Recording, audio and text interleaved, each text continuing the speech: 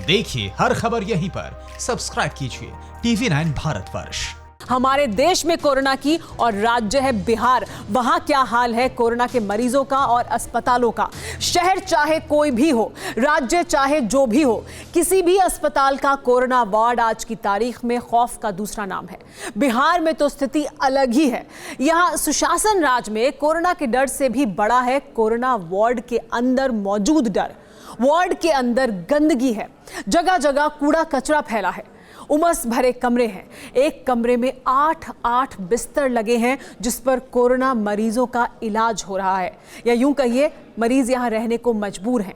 बिस्तरों के बीच 2 मीटर का भी फासला नहीं, यानी अस्पताल में भी सोशल डिस्टेंसिंग नाम की कोई चीज मौजूद नहीं है। लेकिन इतनी लापरवाही कम थी। बिहार के कोरोना वार्ड का अब जो भयावह मंजर आप देखने जा रहे हैं, उसे देख यही लगेगा कि बिहार के सुशासन को ही लाइलाज कोरोना हो चुका है।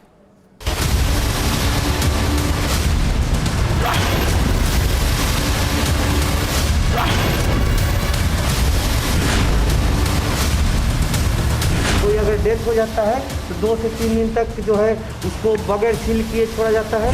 खाना भी नहीं खा पा रहे हैं, तो कैसे डेड बॉडी के सामने कोई मरीज रहता है। 3 दिन मरे हुए आदमी के बीच में रहने के लिए विवश है। जो सीरियस पेशेंट रहेगा वो डेथ हो जाएगा, इलाज कुछ नहीं होगा।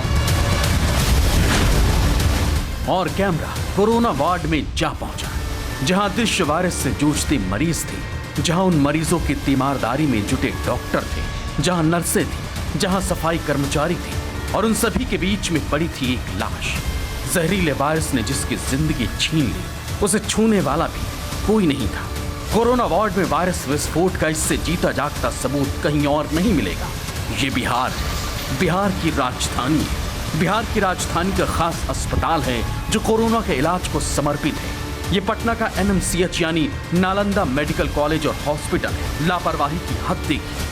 कोरोना वार्ड में लोग आराम से टहल रहे हैं। कोरोना वार्ड में मरीज एक दूसरे के बिस्तर पर बैठे हैं।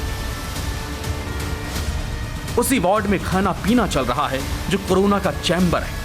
पहले वार्ड में कोरोना डेड बॉडी रखकर सबकी जान खतरे में डाली गई, और जब TV9 भारतवर्ष ने इन तस्वीरों को प्रमुखता से दिखाया तो वार्ड से बाहर गलियारे में महिला के शव को स्ट्रेचर पर फेंक दिया गया। बिहार के बदहाल हेल्थ सिस्टम का ये डरावना सच सामने लाने के लिए TV9 भारतवर्ष रिपोर्टर विपिन चौबे ने जोखिम उठाया।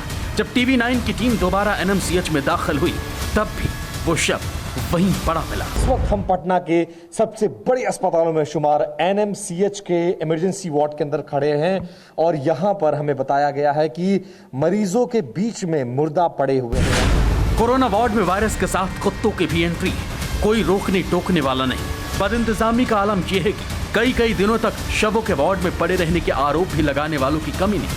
आरोप तो यहां तक है कि शवों की सुरक्षा की कौन कहे, उसे ढकने के लिए किट तक नहीं। हमारे साथ एक नौसेना के पूर्व अधिकारी हैं जो खुद कोरोना पॉजिटिव थे और अब नेगेटिव हो चुके हैं।